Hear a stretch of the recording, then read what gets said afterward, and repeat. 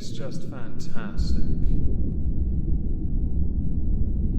Captain's log, subdates 220216.8. Our course has been altered by an automated system. Apparently we have some kind of a mega protocol. If Subfleet want me to prevent a catastrophe, clearly they've never met me. So instead I'm going to go and start an explosion or two. Strange new worlds indeed. Okay people, we're doing a rant. Yes, this one's long overdue and it has to happen. But before that, I'm going to shamelessly plug a GoFundMe I set up recently. The reason why is because I've hit a bit of a wall when it comes to getting the electrics and internet installed. Any assistance would of course be appreciated. It isn't compulsory, don't worry, but please consider sharing it at least. Prince Andrew, oh boy, the sweatless man who never really did much with his career. Patron to many things, including universities. Hell, he has ranks within the military. Did he actually serve? Because of some of his, let's say friends, because of these friends, and them not being here anymore, Prince Andrew has incurred the ire of almost everyone. And in doing so, because of his own poor decisions and actions,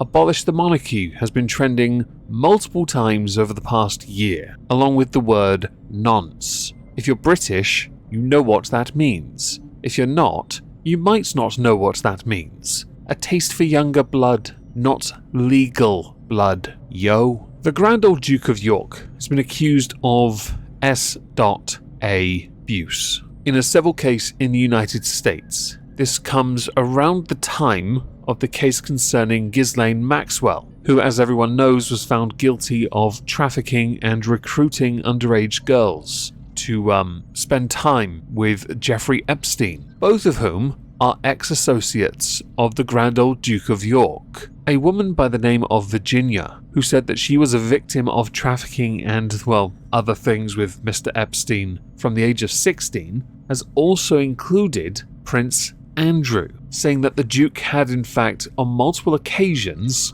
done things with her before she was 18 that he should never have done, with the first time being claimed in 2001 in London. Now of course there are counter arguments here which may well have caused issues. For example, her claims stem from when she was 16 and onwards. In the United Kingdom the age of consent is 16, so it's a slightly lesser charge, but it's not at the same time. Semantics, nothing more. Virginia had claimed in a 2019 interview with the BBC that she was introduced to Prince Andrew by Epstein and his then girlfriend socialite Maxwell, who took them to a nightclub, and that as a 17-year-old she had to do for Andrew what she does for Jeffrey. Later that evening, she says that she had spent time intimately with the Duke upstairs. On the second occasion, it is alleged that Prince Andrew had taken advantage of Virginia in Epstein's mansion in New York, and that a third time did in fact take place on Epstein's private island. In court documents, Virginia claimed that she was forced into sex by explicit or implicit threats because she feared the powerful connections, wealth and authority of Epstein, Maxwell and the Grand Old Duke of Yorke himself. So what was the Grand Old Duke of Yorke's response? Well, he gave an interview to BBC Newsnight, and this interview, quite frankly, was one of the greatest car crashes from one of the most out-of-touch morons I've ever watched in my life. And I'm not referring to the part where he said he had no recollection of ever meeting Virginia. Ever, in fact. The Duke did say that on the date she claims they met, he was looking after his children by taking Princess Beatrice to a party in Pizza Express in Woking, and that he could not explain a photo of him with his arm around Virginia, who was then known as Virginia Roberts, with Ghislaine Maxwell in the background. The prince's lawyers claim that Virginia agreed in court in 2009 not to sue anyone else connected to Epstein when she settled her damages claim against Jeffrey Epstein. His lawyers then went on to argue that Virginia had agreed not to bring any future cases against other potential defendants, which they said would include Andrew despite him not being named in the document, so he was scot-free in the first place. But of course we need to be sure of things. But to go back to that interview, the car crash interview in question, I'm going to link it down below because obviously I can't play it. Prince Andrew made a rather interesting claim, one that I find very odd. It was the claim that he does not sweat. What? Why do we need to know this? Actually, you know what? Conflicting sources. Let's go with that. In August of 2021, Virginia filed a civil case in New York under the state's Child Victims Act, which allows survivors of childhood S.A. abuse to pursue a case which otherwise would have been barred because too much time had passed. Statute of limitations, I believe. The case accuses Prince Andrew of S.A. assault and battery on Virginia when she was 17. Now 38, she says the 3 alleged instances continue to cause her significant emotional and psychological distress and harm. On the 4th of January, during a virtual hearing, the Duke's lawyer asked the judge to dismiss the case. Judge Lewis A. Kaplan said he would give his decision soon. The Metropolitan Police in the UK, because of all these accusations, took no action. They have on multiple occasions investigated Prince Andrew, or started to snoop around, but they decided ultimately there was nothing they could do because there was nothing to go on. It made things very complicated. Circumstantial, I guess, is the correct term. And this does include documents released in August 2021 as part of the civil action and the review of information passed to them by the media in June of 2021. Because Prince Andrew knows he doesn't really have much of a leg to stand on in many instances, he has explained how he met Jeffrey Epstein and by extension then Ghislaine Maxwell, and also pointed out that both of them have in fact stayed at the Queen's Sandringham estate in Norfolk for a shooting weekend. How they travelled on Epstein's private plane, with many other people by the way, but we're not focusing on them today, thank you for telling me in advance in the comments. Virginia's lawyers did ask for the prince to prove something, and this was to prove that he could not sweat, along with finding names of people he met at Pizza Express in Woking. He was asked this by the lawyers of Virginia,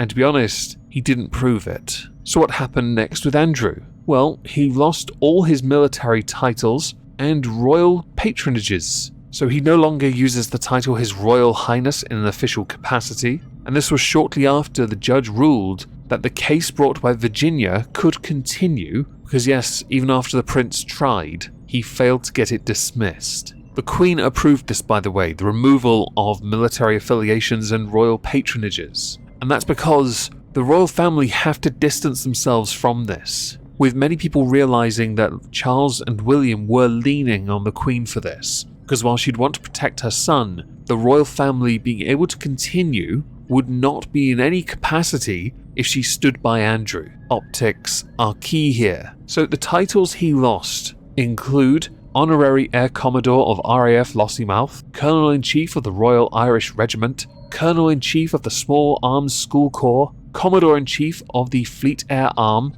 Royal Colonel of the Royal Highland Fusiliers, Deputy Colonel-in-Chief of the Royal Lancers, which is Queen Elizabeth's own, the Royal Colonel of the Royal Regiment of Scotland, with his military appointments being suspended after he then stepped down from public duties in 2019. He also served overseas in honorary roles, including Colonel-in-Chief of the Royal Highland Fusiliers of Canada and Colonel-in-Chief of the Royal New Zealand Army Logistics Regiment. Well, that career's in tatters, isn't it? But what about the patronages? Because he lost some of those as well, didn't he? Charities including Action on Hearing Loss, Yorkshire Air Ambulance, Royal Philharmonic Orchestra, distanced. 90 organisations appear on the official royal family website under the list of the Duke's patronages. He had originally 230 patronages, down to 90. That's a drop. By the way, he also lost one other title, honorary affiliation, Colonel of the Grenadier Guard. The Grenadier Guard are the ones you see outside Buckingham Palace, and basically those that protect the royal family and their holdings, sure, from the oiks and peasantry, which is what Andrew is now, isn't he? When this all went down, the palace put out a statement, and it came with the Queen's approval and agreement, because they had had a summit. The Queen and Andrew met privately at a little log cabin hidden away so they could discuss this like grown-ups. By the way, that log cabin Epstein had stayed at. Yes, it was Sandringham, hidden away, as if the Queen didn't have enough to get on with. You know, losing a husband last year and all that. His father, no less. To then have to go from that grief to dealing with him. Fantastic. Prince Andrew swore he would fight to maintain his innocence, protect his integrity and dignity, which is interesting really, isn't it? Many thought he'd be extradited because the UK is well known for bending over whenever that kind of call comes in from America, and there were interesting debates about it.